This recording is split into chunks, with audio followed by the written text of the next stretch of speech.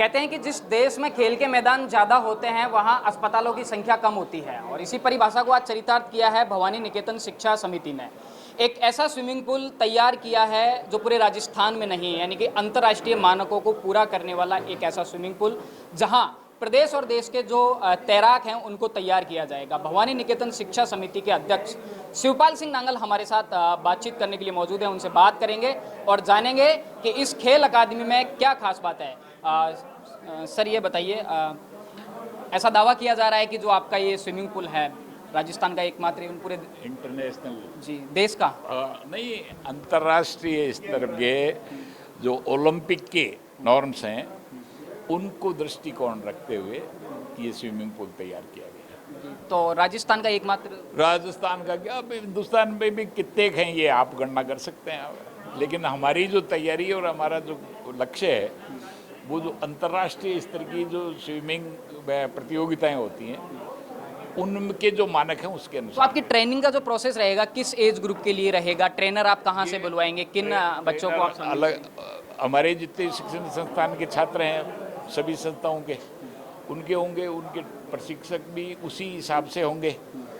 और हम ये चाहेंगे कि जो जल क्रीड़ा के क्षेत्र के खेल हैं वो भी हम आयोजित करें और उसमें जो टैलेंटेड बच्चे हैं वो हमारे यहाँ आए, सीखें और आगे बढ़ें। आपका पूरा भाषण हमने सुना, राजनीति से काफ़ी प्रेरित रहा आपका पूरा। राजनीति कोई अलग विषय नहीं है।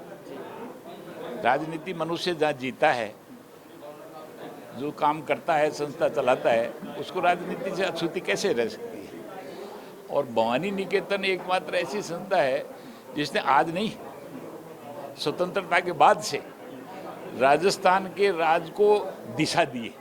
तो भवानी निकेतन की थोड़ी कहानी बताइए ना कि किस तरह से सरकार से टकराव हुआ, एक बड़ा आंदोलन हुआ भवानी निकेतन को बचाने के लिए। लोगों में जानकारी का अनेक बार ऐसा हुआ है। शिवचरण माथुर की जब सरकार थी राजस्थान में तब क्या? शिवचरण माथुर की जब सरकार थी, शिवचरण माथुर से पहले हरदेव जोशी जी की सरकार थी और रामनारायण जी उस समय, रामनारायण चौधरी स्वायत्त शासन मंत्री थे, उन्होंने भवानी निकेतन की जमीन को एक्वायर करने के आदेश जारी कर दिए। तो फिर अभी जो स्वर्गीय राव धूड़ा, रघुवीर सिंह जी धूड़ा का जो स्वर्गवास हुआ है उनके घर पे सभा हुई और मैं और गोपाल सिंह जी ईडवा हैं जो संसद सदस्य रहे हैं, हम विश्वविद्यालय जा रहे थे, वो पंपलेट हमने पढ़ा और ऊपर के हम धूड़ा हाउस गए। वहाँ जाकर के हमने कहा उनसे, तो वो बड़ी निराशा में थे। कौन सुनता है, राज ने हमारे राज ले लिए, काम ले लिए, राज है ले सकता है। हमने कहा प्रजातंत्र है और प्रजातंत्र में जिसके पास में ताकत होती है, जिसके पास में शस्त्र होते हैं, जिसके पास जो समय के अनुकूल आचरण करता है उसका प्रजातंत्र में नहीं लिया जा सकता और फिर जो समाज की सामूहिक संस्था है उसको नहीं किया जा सकता। इसके लिए मैं आपको जोशी जी से मिलाऊंगा। हम जोशी जी से मिले, उन्हें कन्विंस किया, फिर हमने यहाँ उनको भवानी निकेतन में बुलाया और यहाँ उन्होंने डी एक्विजिशन की घोषणा की। फिर शिवचरण माथुर की सरकार, शिवचरण माथुर आए, फिर वही मैंने जैसे मेरे भाषण में जिक्र किया था, जब जब कांग्रेस का राज आता है भवानी निकेतन के खतरे के मंडल फिरते हैं। शिवचरण जी आए, उस समय ऐसा ही हुआ। और फिर शिवचरण माथुर की सरकार के साथ जो पंगा हुआ वो बताइए। उसमें उन्होंने ये कर लिया। उसके बाद में भैरव सिंह जी गांधीनगर और बाड़मेर से चुनाव हार गए, मध्य प्रदेश से उन्हें राज्यसभा में भेजा। उसके बाद में वो भवानी निकेतन आए और उन्होंने कहा कि मैं इतना बड़ा आंदोलन करूं मैं, लेकिन आप सब लोगों को साथ रहना पड़ेगा। भैरव सिंह जी भवानी निकेतन आए। भैरव सिंह जी भवानी निकेतन आए और हमने फिर उनके साथ बैठ की योजना की और एक प्रदेश स्तर का बड़ा प्रदर्शन हुआ और मजबूर होकर के शिवचरण माथुर को एक राजस्थान की राजनीति के आज के उन नेताओं के नाम गिनाइए जो उस वक्त भवानी निकेतन के आंदोलन में शामिल थे। उस समय ये अभी आपके सामने थे, राजेंद्र सिंह राठौड़ बहुत बढ़ चढ़ करके हिस्सा लिया। प्रेम सिंह बाजौर हालांकि छोटी राजनीति में थे लेकिन वहाँ से उन्होंने मदद की। और कल्याण सिंह जी कालवी उस समय बहुत बड़े केंद्रीय स्तर के नेता थे, उनका बहुत बड़ा सहयोग रहा।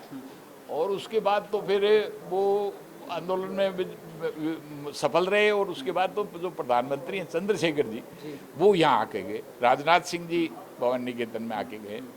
और भवानी निकेतन शिक्षण संस्थान तो है ही है, लेकिन ये राज का रास्ता भी प्रशस्त करती है। चंद्रशेखर जी से जुड़ी कोई बात बताइए भवानी निकेतन में। चंद्रशेखर जी का बहुत स्नेह रहा। उन्हें कल्याण सिंह जी कालवी और भैरू सिंह जी शेखावत यहाँ लेकर के आए, और लेकर के आने के बाद में कहा कि क्या इतनी सी स्कूल कर रखी है। चंद्रशेखर जी ने कहा। हमने उन्हें आश्वस्त किया कि हमारी ये योजनाएं हैं और अगर सरकार से सहयोग मिलेगा तो ऐसी कर देंगे, और नहीं होगा तो भी अगली बार आप आओगे उस समय हम ऐसा करके दे। और उसके बाद हमने करके दिखाया। लेकिन वो भैरू सिंह शेखावत राजस्थान के मुख्यमंत्री बन गए। यहाँ जो भी आया, और आज जैसे राजेंद्र राठौड़ आए, भैरू सिंह जी आए, भैरू सिंह जी बन गए। आज राजेंद्र राठौड़ आए, 2 साल भर के अंदर अंदर क्या बने ये आप स्वयं देख लेना। आपने तो अपने भाषण में भी जिक्र किया राजेंद्र राठौड़ का। वो चूंकि राजेंद्र राठौड़ का कहना था मुख्यमंत्री प्रधानमंत्री कोई बात नहीं करेगा। लेकिन आपने तो साफ साफ की है। मैंने नहीं मुख्यमंत्री की बात नहीं, मैंने विधायक दल के नेता की बात जी। उनका सम्मान भी रहेगा यार, मेरे मन की बात भी होगी। तो आप ये मान के भवानी निकेतन जो नेता आता है वो भविष्य में राजस्थान का मुख्यमंत्री बनता है, ऐसा आपका कहना है? ऐसा हो जाए जब आप तो ये संयोग इस बार राजेंद्र राठौड़ के साथ बन रहा है। ये जैसे बन रहा है तो ये आप देख कर लेना, देख लेना। खेलों के अंदर जैसा मैंने जिक्र किया कि हमारी जो भवानी निकेतन छात्र महाविद्यालय की, जिसमें 16 साल से लगातार राजस्थान में प्रथम आ रही है, 16 साल से। इसी तरह खो खो में, इसी तरह जो दूसरी मैंने प्रतियोगिताएं गिनाई थी जिनमें बहुत सारे गोल्ड मेडल और सिल्वर मेडल लिए, और न केवल खेल बल्कि हमारे 8-10 छात्र छात्राएं राजस्थान विश्वविद्यालय के गोल्ड मेडलिस्ट होते हैं। और ये संख्या आप आने वाले समय में देखेंगे, क्योंकि हमने ऐसा आधारभूत ढांचा तैयार किया है कि इसमें उत्तरोत्तर निखार होगा। आपकी सोच है, क्या लगता है कि भविष्य में यहाँ से ओलंपिक के खिलाड़ी निकल कर जाएंगे? यही हमारी इच्छा है। आपने देखा होगा जितने ओलंपियन जो रहे हैं उन सब की फोटो लगाने का उद्देश्य यही है कि भवानी निकेतन संस्था के मैं एशियाड और ओलंपिक में गए। ठीक है। तो ये थे शिवपाल सिंह नांगल जो भवानी निकेतन शिक्षा समिति के अध्यक्ष हैं, और उन्होंने जयपुर में जो भवानी निकेतन एक पूरा कैंपस है उसका पूरा इतिहास बताया और आरोप लगाया कि राजस्थान में जब जब कांग्रेस की सरकार आती है तब तब भवानी निकेतन पर बहुत सारा टकराव होता है एक तरह से सरकार के साथ। उन्होंने एक और चुटीली अंदाज में एक बात कही कि जो भी नेता यहाँ आता है वो भविष्य में राजस्थान का मुख्यमंत्री बन जाता है। भैरू सिंह शेखावत मुख्यमंत्री बनने से पहले इस संस्थान में आगे गए थे, बाद में वो जाकर राजस्थान के मुख्यमंत्री बने। आज वही संयोग राजेंद्र राठौड़ के साथ में बन रहा है।